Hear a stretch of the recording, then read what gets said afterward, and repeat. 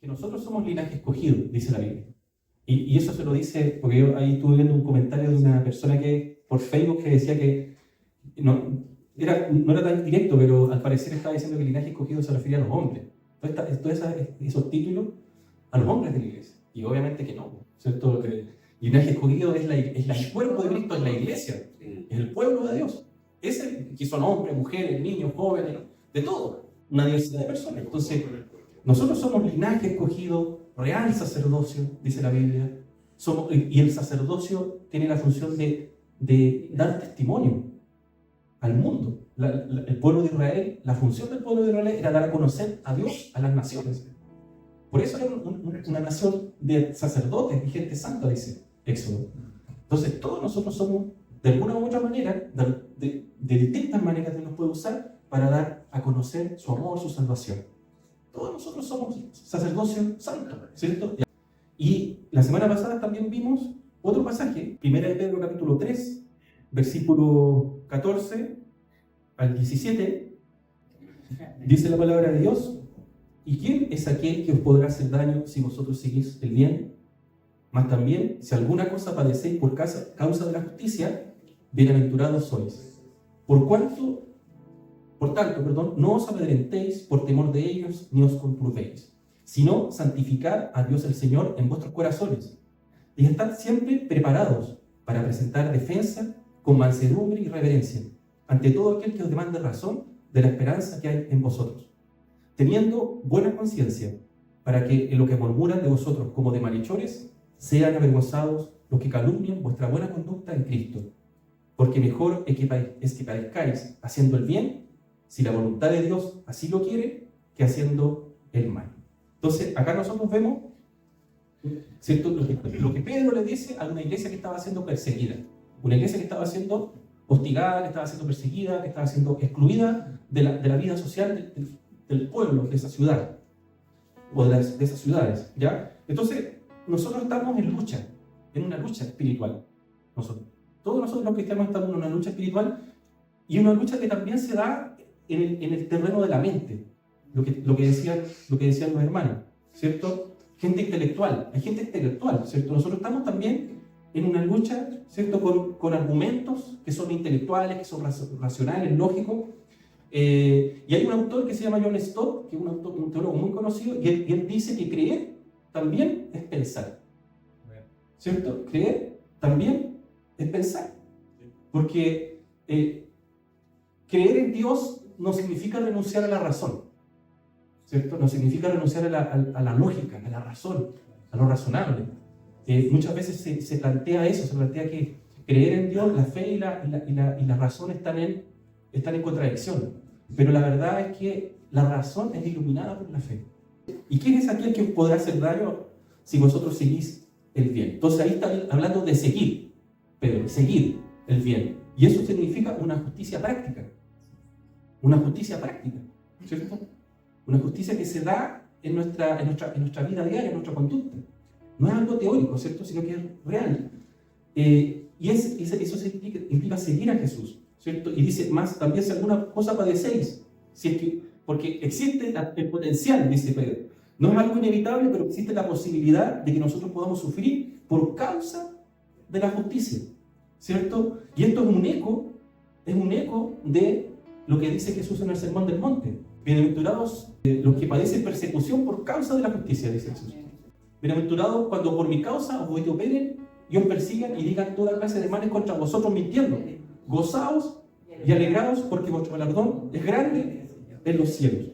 Entonces, Pablo también dice lo mismo, dice: y todos los que quieran vivir piadosamente, conforme a Cristo Jesús, en Cristo Jesús, padecerán persecución. O sea, la persecución es algo propio de la vida del cristiano, inherente de la vida cristiana. Y dice, y en otra parte, en Filipenses, Pablo dice: porque a vosotros os es concedido a causa de Cristo, no solo que creáis en Él, sino que padezcáis por Él.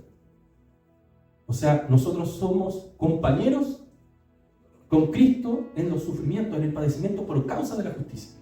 Y dice: bienaventurados sois. ¿Qué significa bienaventurado? Alegre, feliz, ¿cierto? Esa es la traducción como más que se aproxima. Pero aquí hay algo interesante, hermano. Cuando uno habla de felicidad, habla de gozo, de dicha, muchas veces se tiene que ver con un estado de cosas, ¿cierto? O sea, estoy feliz porque tengo salud, porque mis hijos terminaron su carrera, están trabajando, tienen su familia, tenemos salud, tenemos vida, tenemos prosperidad, tenemos paz. O sea, estoy en un estado de bienestar, de felicidad, de gozo, entonces estoy feliz. Pero la felicidad muchas veces se vincula a las circunstancias. Entonces uno podría decir, perdí mi casa, se quemó mi casa, se incendió y la perdí. Me siento infeliz. Me siento un desdichado, un desgraciado, porque perdí algo que era valioso. Entonces muchas veces la felicidad está ligada a las circunstancias en las cuales nosotros estamos viviendo. Pero fíjense, por ejemplo, lo voy a ir leyendo. Salmo 2:12 dice, honrad al Hijo para que no se enoje y perezcáis en el camino, pues se inflama de pronto su ira. Dice, y aquí miren lo que dice, bienaventurados los que en Él confían. Fíjense, bienaventurados los que en Él confían. Y después dice otro texto en el Salmo 119, versículo 1, dice, bienaventurados los perfectos de camino. Bienaventurados los perfectos de camino, los que andan en la ley de Jehová. Bienaventurados los que guardan sus testimonios y con todo el corazón le buscan. O sea, la Biblia, cuando habla de bienaventurado, está haciendo énfasis en una relación personal. Un ser humano que cree en Dios y obedece a Dios es bienaventurado. O sea, y fíjense, mira, en el mismo Pedro, en el capítulo 2, miren, fíjense, en el versículo 18 al 20, miren, fíjense lo que dice. Criados, estad sujetos con todo respeto a vuestros amos, no solamente a los buenos y afables, sino también a los difíciles de soportar. Porque esto merece aprobación. Fíjense, esto merece aprobación. Si alguno, a causa de la conciencia delante de Dios, sufre molestias padeciendo injustamente, pues, ¿qué gloria es si pecando soy abofeteados y lo soportáis? Mas si haciendo lo bueno sufrís y lo soportáis, esto ciertamente es aprobado delante de Dios. Ser bienaventurado es ser aprobado por Dios. Ser bienaventurado es contar con la providencia y la gracia de Dios en nuestras vidas. Hace énfasis en la relación personal con Dios. Aquel que es bienaventurado es el que tiene una comunión íntima con Dios y que encomienda su vida a Dios. Por tanto, no os amedrentéis por temor de ellos ni os conturbéis. Dice en versículo 14, mas también si alguna cosa padecéis por causa de la justicia, bienaventurados sois. Sois aprobados por Dios. Dice, por tanto, no os amedrentéis por temor de ellos, ni os conturbéis. Dice, Pedro cita ahí a Isaías 8, 12 al 13. ¿Quién puede buscar rápidamente Isaías 8? Capítulo 8, versículos 2 y 13, leerlo, por favor. No llaméis conspiración a todas las cosas que este pueblo llama conspiración, ni temáis lo que ellos temen, ni tengáis miedo. A Jehová de los ejércitos, a Él santificad. Sea Él vuestro temor y Él sea vuestro miedo. Isaías 8, 12 y 13, ¿cierto? Entonces fíjense, Pedro está citando a Isaías capítulo 8, 12 y 13, dice, por tanto, no os amedrentéis, no tengan miedo, lo mismo que le está diciendo Isaías al pueblo por el ejército asirio que venía a invadir Jerusalén, le dice, no tengan miedo, sino que temed a Jehová, que Jehová sea vuestro medio, que Jehová sea vuestro temor. Y dice, santificad, dice ahí mismo, santificad a Jehová. Entonces Pedro está diciendo, santificad a Dios el Señor en vuestro corazón. Lo mismo, es la cita de Isaías capítulo 8, versículos 12, 13. El temor reverente a Dios es lo que tiene que determinar mi conducta. No el temor a los hombres. No temáis a los hombres, ¿cierto?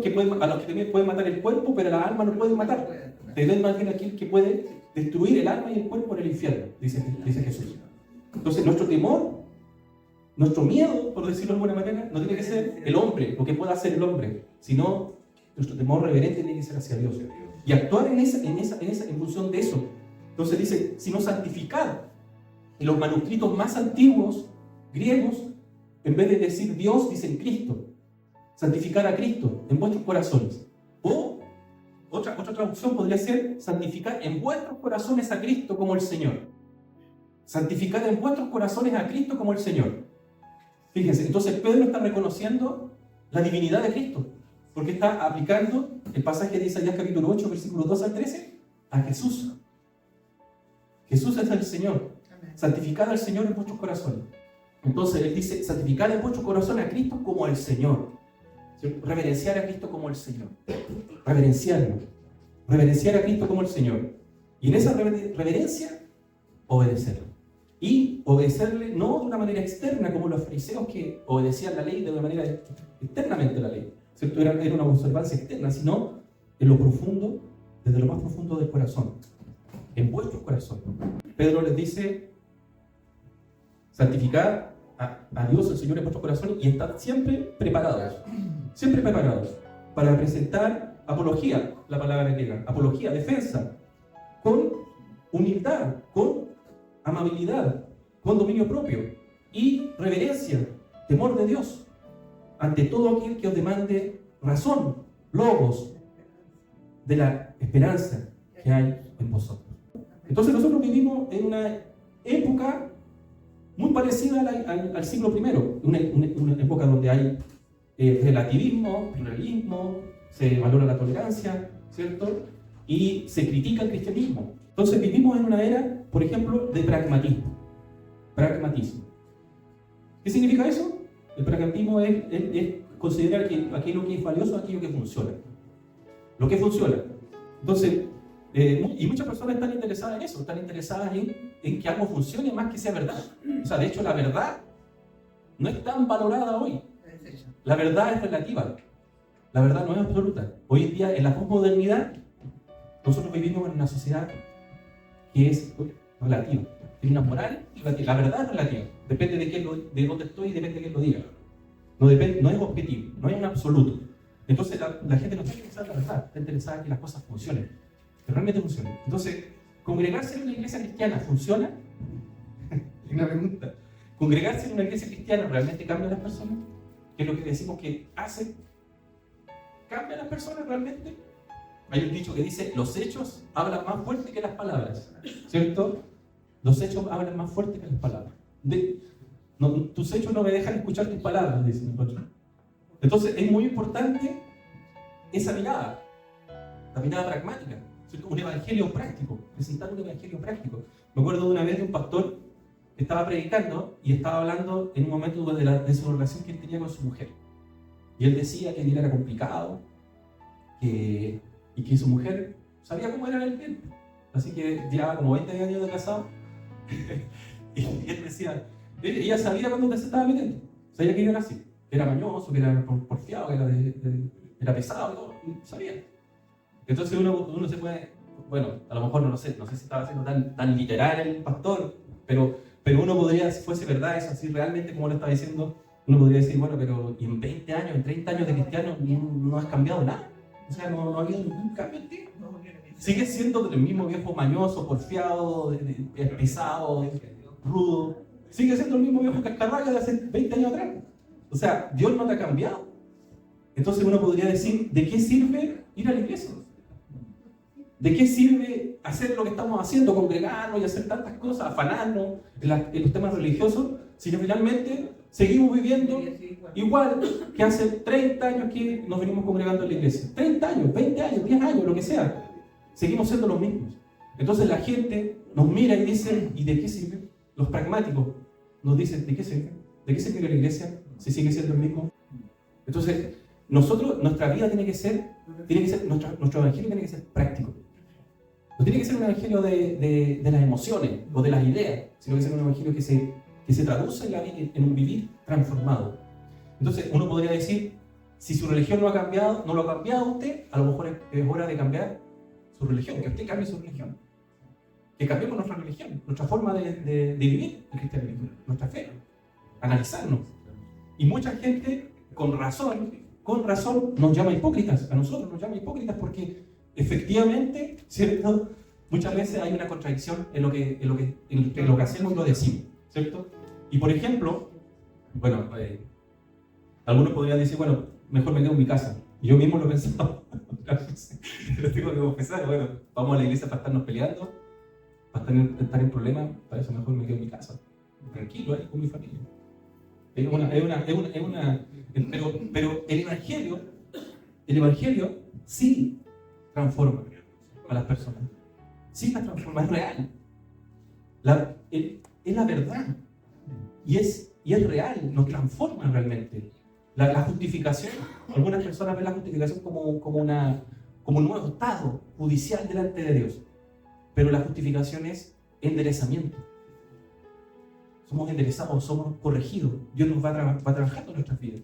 Entonces nosotros tenemos que explicarle a las personas que nosotros estamos en un proceso. No somos perfectos. No somos perfectos. Hemos experimentado cambios a lo largo de nuestra vida. Hemos experimentado cambios, pero todavía nos falta mucho. Dios, por obrar en nosotros, ¿cierto? Falta mucho. Dios haga cambios en nosotros y lo está haciendo. Dios lo está haciendo. Claro, Dios nos está operando en nuestra vida, está trabajando, nos está moldeando, ¿cierto? A lo largo del camino y nos está conformando a la imagen de su Hijo. Ese es el objetivo de Dios. Entonces, la vida cambia. Nosotros podemos dar ese testimonio. No somos perfectos, pero Dios nos ha cambiado y nos sigue cambiando, poco a poco, ¿cierto? Y mostrar eso a la gente pragmática, ¿cierto? Esforzarnos.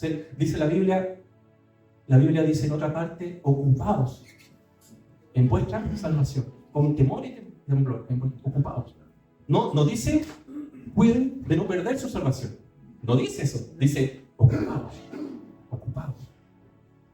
Orar, leer la Biblia, congregarse, tener intimidad con Dios, practicar, hacer lo que Dios quiere, hacer su voluntad, ¿cierto? Disciplina, ser disciplinado. Muchas veces nosotros creemos que todo tiene que hacerlo Dios. La gracia de Dios a mí, si no lo hace Dios, entonces yo tengo que poner de mi parte, tengo que ser disciplinado, tengo que ser perseverante, tengo que renovar mi compromiso con Dios diariamente. Diariamente volverme a Dios, diariamente. No algo que pasó 20 años atrás, sino que diariamente yo renuevo mi compromiso con Él. Mi entrega hacia Él. Hay una contradicción en nuestra vida. Y esa contradicción salta a la vista de las personas. No puede ser. O sea, no puedo hablar de la santidad y veo pornografía. No puedo. ¿Cierto? Entonces, tengo que tener una vida consecuente. Dios me transforma. Lo que dice Francisco es parte del proceso de nuestra vida. Dios nos habla, Dios nos convence de pecado, Dios nos muestra la verdad y nos guía y nos da el poder para cambiar. Entonces es parte del proceso que tiene que ser real. Y es real, ¿cierto? Es real. Aunque nos equivocamos, pecamos, ¿cierto? Tenemos errores, todos nosotros, pero es real que Dios nos ha transformado y que nos sigue transformando. Es real. Y eso lo podemos compartir con aquellos que son pragmáticos. Son pragmáticos. Que ven solamente algo como valioso cuando funciona, cuando da resultados. En las empresas muchas veces la lógica es pragmática, ¿cierto? Si no, puedes sacarte la mugre trabajando una semana, pero si no produjiste nada, no sirve de nada. En las empresas es así. Lo que esperan ellos es resultados. Si usted se demoró un día o se demoró una hora, no, me da lo mismo. Es lo que yo espero del informe, que me manden el informe. ¿Lo mandó? Sí, perfecto. Eso es lo que yo valoro. Si se levantó a las 7 o 6 de la mañana, es cosa suya. Así funciona. Así son los empresarios.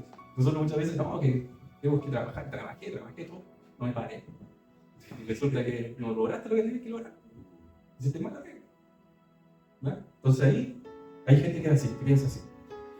Y fíjense, y estar siempre, en el versículo 15, siempre preparados para presentar defensa, con mansedumbre y reverencia. Entonces ahí nosotros vemos la palabra apología. Apología. La palabra defensa, apología, que significa una presentación razonada de las creencias. Razonada. ¿Cierto? Lógica. Porque la fe no es irrazonable. La palabra es como irracional, pero lo que pasa es que lo racional muchas veces se vincula con el método científico, con las evidencias. Las evidencias así demostrables, en el laboratorio. Es razonable. Más que racional, es razonable. Es razonable creer en Dios. Es razonable creer en el Evangelio. Por la evidencia que hay. Es razonable. No podemos concluir de manera cierta, 100%, así como demostrado que Dios existe. No lo podemos. Pero sí podemos deducir y podemos concluir que Dios existe. Por la evidencia, la cantidad de evidencia que tenemos, la cantidad de evidencia que nos ha dejado, suficiente para poder creer en Él. Aquellos que son honestos intelectualmente pueden creer. Nosotros tenemos, por ejemplo, el ateísmo, hoy en día, el ateísmo, que no es algo tan masificado en la gente. El ateísmo no ha logrado consolidarse, ¿cierto? Pero en términos de números, pero sí hay ateísmo, hay agnosticismo también. Entonces, el ateísmo es la afirmación de que Dios no existe. Dios no existe, eso dice el ateísmo, ¿ya? Y lo que se plantea son dificultades principalmente o casi siempre intelectuales. O sea, no puedo creer en Dios porque tengo dificultades intelectuales. Hay cosas que lógicamente tengo dificultades, objeciones para creer en Dios. Entonces se plantean muchas veces, no hay pruebas suficientes, dicen algunos, para creer en Dios. No hay pruebas suficientes de su existencia. Entonces soy ateo, no creo en eso. Pero los estudiosos dicen que eso es simplemente un manto para ocultar lo que realmente muchas veces hay en el corazón, que es rebeldía. Rebeldía contra ese Dios personal, ¿cierto? Entonces muchas veces eso. También otros plantean como argumento el problema del sufrimiento. El sufrimiento, ¿cierto? Y la crueldad en el mundo. Si Dios es bueno, ¿por qué hay tanto sufrimiento en el mundo? ¿Por qué hay tanta maldad en el mundo? ¿Cierto? Es una de las preguntas típicas que los ateos hacen, ¿cierto? Si Dios existe, ¿por qué hay niños en África muriendo de hambre? ¿Por qué hay niños con cáncer? ¿Por qué mueren los buenos? Entonces hay tantas preguntas de ese sentido, pero uno podría preguntarse, en la visión atea del mundo, uno podría decir, pero ¿y por qué es importante? ¿Por qué es importante o por qué importa que los niños con cáncer mueran? ¿O echarle la culpa a Dios? No, pero espérate, que nosotros le estamos dando un valor a los niños.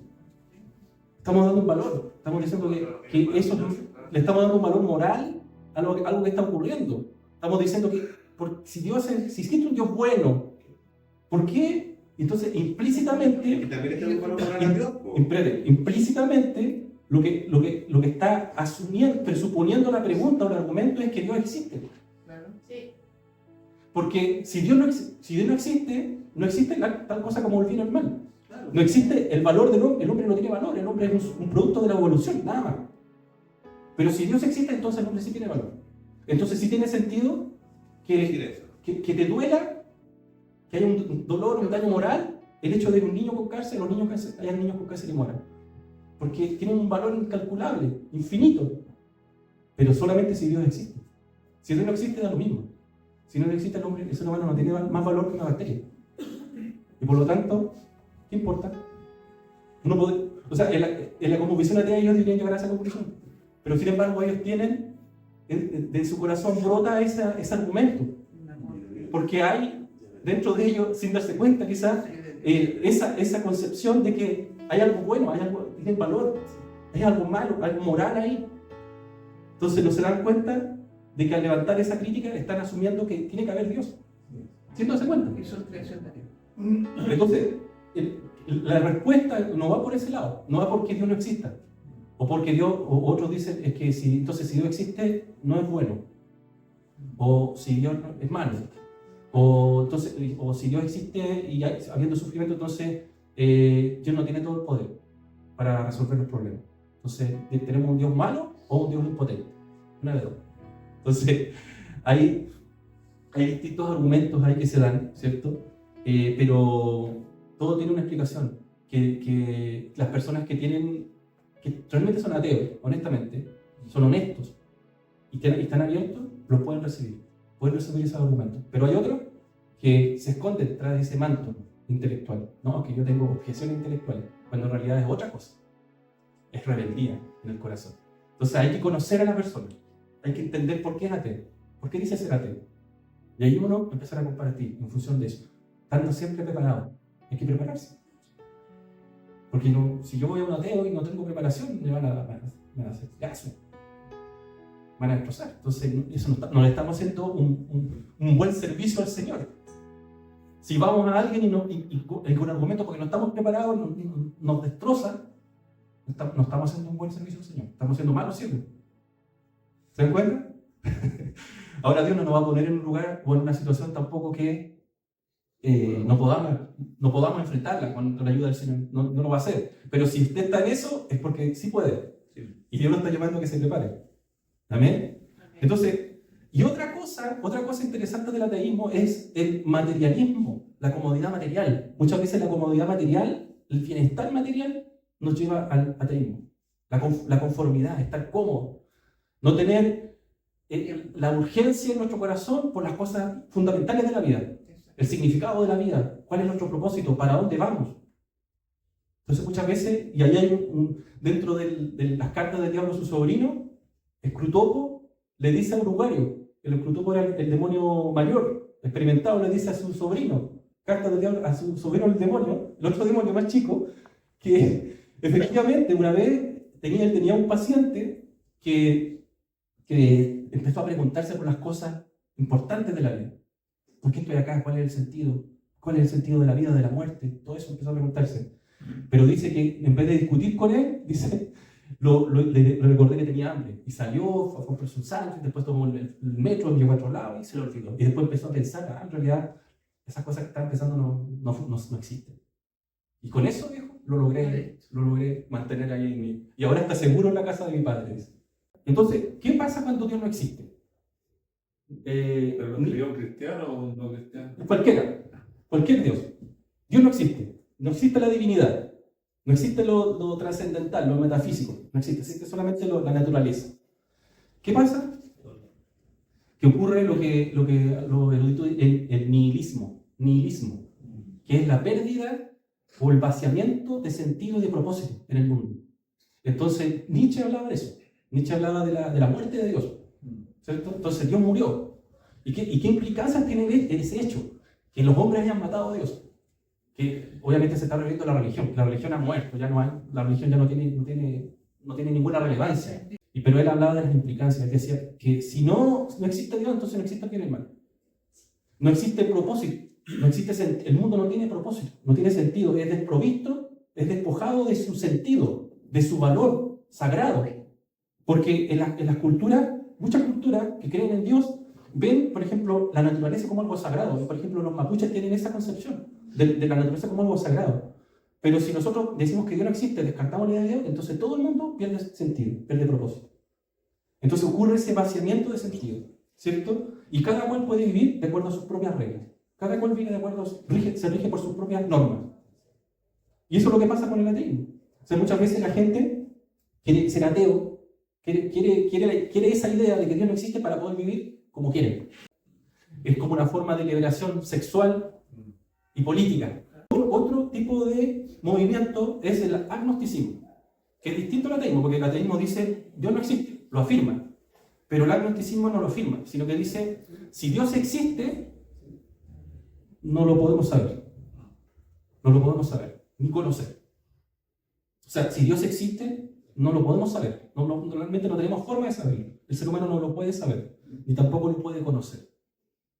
Entonces, por ejemplo, Immanuel Kant habla de eso. Habla de que el hombre no puede conocer a Dios, no puede conocer las cosas metafísicas, dice Kant. Kant fue quizás el primer agnóstico. Y después vinieron más personas que siguieron su pensamiento, ¿cierto? Y o sea, lo finito no puede conocer lo infinito. No puede ni siquiera comenzar a vislumbrar lo infinito. Nosotros, ¿cierto? No podemos. O sea, ese Dios que dicen ellos que es incognoscible, no se puede conocer, es real. O sea, es cierto que nosotros no podemos conocer a Dios. Es cierto. La Biblia lo dice. Dice la Biblia eso. ¿Se le ocurre un pasaje donde diga eso? Por ejemplo, dice en 1 Timoteo capítulo 6, versículo 16, no me lo recuerdo, dice que el que habita en luz es inaccesible. El único que tiene inmortalidad, a quien ningún hombre ha visto ni puede ver. Entonces, Dios, en otra parte, Fíjense lo que dice Isaías, por ejemplo. Isaías dice, porque un niño nos es nacido, dice. Hijo nos es dado y el principado sobre su hombro, dice Isaías. Y se llamará su nombre admirable, que significa indescriptible, más allá de nuestra comprensión. Entonces, es el Dios verdadero, el Dios de la Biblia es incognoscible. No se puede conocer por medios naturales. Lo que necesitamos es que Él se revele. A Dios nadie le dio jamás. A Dios nadie le dio jamás. El unigénito Hijo que está en el seno del Padre, Él le ha dado a conocer. O sea, el agnóstico tiene razón. Hasta cierto punto. Cuando dice que Dios no se puede conocer. Sí, efectivamente. Nosotros no podemos tomar la iniciativa para reconocer a Dios. Pero la verdad no es esa completa, es la mitad. La segunda parte de la verdad, o sea, la segunda parte de esa razón es que Dios se ha revelado. Dios se ha revelado. Y por eso nosotros lo podemos conocer. ¿Por qué Él se reveló? Dios se ha revelado, ¿cierto? Él se ha hecho cercano, Dios. Y la palabra definitiva de Dios para el hombre es Jesucristo. Es su vida, su muerte, su resurrección. Esa es la palabra definitiva de Dios para el ser humano. Entonces, el agnóstico tendría que ser entonces llevado a ese Jesús, al Jesús de la historia. Que vea cómo ese Dios que se ha revelado lo ha hecho de manera definitiva en Jesús. Entonces, muchos agnósticos llegan a la fe al honestamente leer las páginas del Evangelio, ver lo que Jesús hizo, cómo vivió, su mensaje y la obra que él hizo. Entonces, el agnóstico honesto va a tomar ese mensaje y lo va a reflexionar. Y puede llegar al Evangelio. Tenemos el ateísmo, tenemos el agnosticismo, tenemos el humanismo. El humanismo, que es otra forma de pensar, ¿cierto? En el humanismo, el hombre es Dios. El hombre es Dios, en el humanismo. El hombre es Dios, ¿cierto? El humanismo no cree en el cielo, no cree que haya otra vida después de esta vida, no cree en el cielo ni en el infierno, no cree en eso, no cree en Dios. Entonces todos los problemas del género humano en el humanismo son creados por el hombre, por nosotros mismos, ¿cierto? Pero también el hombre es el que puede resolver. El mismo hombre. Entonces nosotros tenemos ahí, en la modernidad, surgieron muchos movimientos sociopolíticos que pretendían transformar el mundo, que pretendían llevar al mundo a un estado ideal de bienestar. Comunismo, socialismo, capitalismo, son todos movimientos del hombre, todos los ismos, ¿cierto? Que son movimientos humanistas, que ponen su esperanza, su fe en el hombre. El hombre puede resolver los problemas. El hombre es su propio liberador, su propio libertador. Sin embargo, muchos filósofos dicen que justamente en la época donde hay más tecnología, donde hay más desarrollo, donde hay más conocimiento, es donde han ocurrido las mayores guerras, la guerra más horrorosa, la Primera y Segunda Guerra Mundial del siglo XX, han habido campos de exterminio, han habido genocidios, sistemas totalitarios. O sea, ese humanismo optimista se ha desfondado. Ha perdido su credibilidad. Ha perdido esa credibilidad de poder ser realmente nosotros mismos quienes cambiemos el mundo. Entonces uno podría preguntarse, ¿y no es el cristianismo el verdadero humanismo? ¿El verdadero humanismo? ¿No podemos presentar el Evangelio como el verdadero humanismo? ¿Sí? Porque en estas cosmovisiones ateas el ser humano no tiene valor. El ser humano es producto de la evolución, es parte es un átomo que existe en un punto y en un tiempo. Y nada, eso somos. No tenemos un valor intrínseco, más allá de ser producto de la evolución. Entonces, ¿cómo podría justificarse? ¿Cómo se justifican los derechos humanos en el humanismo, en el ateísmo? ¿Por qué el ser humano tiene que tener derechos por sobre otras especies, por sobre otras criaturas, por sobre otras formas de vida? Pero en el Evangelio, el hombre tiene un valor incalculable. En el Evangelio. No en la cosmovisión atea, agnóstica, humanista, el hombre no tiene más valor que el resto de las formas de vida. Pero en el cristianismo sí. En el cristianismo el hombre y la mujer son imagen de Dios. Tenemos un valor incalculable. Tanto valemos que Dios se hizo hombre y murió en una cruz. ¿Cierto? Tanto valemos, ¿cierto? Entonces nosotros tenemos para Dios un valor infinito. Tenemos un valor incalculable, ¿cierto? Aunque somos pecadores, ¿cierto? Pero somos imagen de Dios. Somos las dos cosas, somos imagen de Dios y somos pecadores, y por eso Dios entregó su vida por nosotros. Y nos da. Entonces, tenemos que presentar a Cristo como eso. No solamente como el Dios, o sea, como el hombre que revela a Dios, como la persona que revela a Dios, sino como la persona que revela al hombre. Jesús revela al auténtico Dios, al Dios verdadero, pero también revela al hombre ausente. Jesús nos enseña lo que realmente significa ser humano. Jesús. ¿Se dan cuenta? Entonces, Él es el auténtico hombre.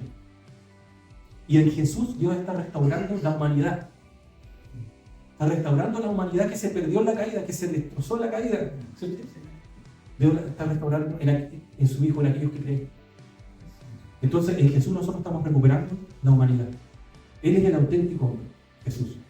Él es el cristianismo del auténtico humanismo, porque dignifica al hombre. Por lo que dice, que dignifica al hombre. ¿Cierto?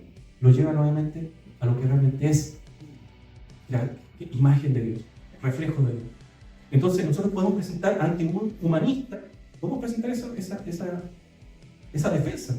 Nosotros estamos llamados a la comunión con Dios.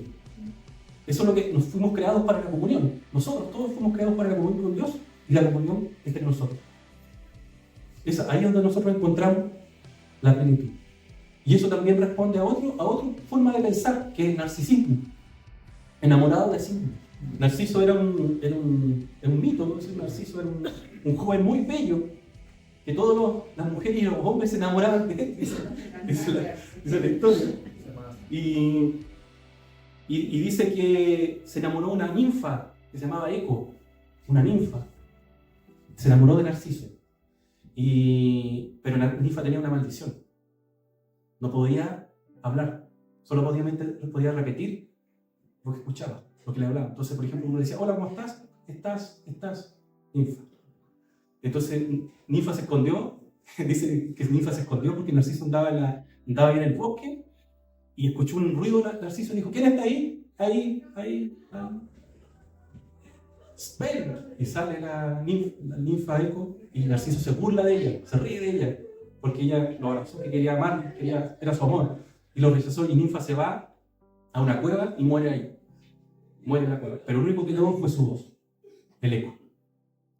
¿No? Entonces ahí viene y Narciso, pero otra diosa, que creo que se llama Némesis, al saber esto, se maldijo a Narciso. Y dijo, cuando él vea su imagen en alguna parte, va a morir. Y Narciso vio en un estanque, dice que vio su imagen, y se enamoró, y quedó ahí. No pudo salir de ese encanto, y finalmente cayó en el agua, muere. Y dicen que nace de ahí una flor que se llama Narciso. ¿Eh? Y Narciso era vanidoso, era cruel, era egoísta. Y nosotros vemos en ese mito, vemos a la sociedad como egoísta, individualista, vanidoso, egocentrista. Pero ¿cuál es el resultado, dicen los estudiosos? El resultado del narcisismo es la soledad. El sentirse vacío, el sentirse solitario, el sentirse desesperado. Ese es el resultado final de la gente. Muchas veces dicen algunos psicólogos que los narcisistas necesitan amor, pero no pueden confiar. Entonces se encierran en sí mismos, se centran en sí mismos. Y eso es triste, ¿no es cierto? Es triste estar solo. En nuestra iglesia hay narcisismo. Hay egoísmo en nuestra iglesia, hay egocentrismo, hay individualismo en nuestra iglesia. ¿Sí? ¿Cierto? Entonces, por ejemplo, llega uno a la iglesia y no saluda a nadie. Alguien pide oración. Y a mí qué. Preocupado. ¿Qué me importa? No es mi problema. Entonces, en nuestra iglesia, hermanos, hay mucho narcisismo también. Una vez le pregunté a una persona qué es la felicidad. En el trabajo estaba hablando de las cosas de la vida y le dije, ¿y qué es para ti la felicidad? Le dije. Y empezó a hablar, mira, la felicidad sería pucha, tener una casa buena, tener un buen pega, pasarla bien, dijo, así, como todo relacionado a los bienes, al bienestar. Y yo le dije, mira, ¿sabes lo que yo pensaba de eso? Le dije yo, la felicidad, ¿sabes lo que es? Es como que estemos todos. Yo me imagino la felicidad como estando en una mesa con mis hijos, así, con mi esposa, con mi suegro, con mis hermanos, con mis sobrinos, con todos comiendo, riendo, tirando la talla, compartiendo, y que no falte nadie. Esa es la felicidad para mí. Entonces, eso es lo que nosotros podemos ofrecerle a aquellos que están en esa forma de vida narcisista, comunión. Que Dios nos ama de tal manera que fue capaz de dar su vida en una cruz y que Él está con nosotros. Y nos ofrece su amistad, nos ofrece su comunión, nos ofrece su amor incondicional.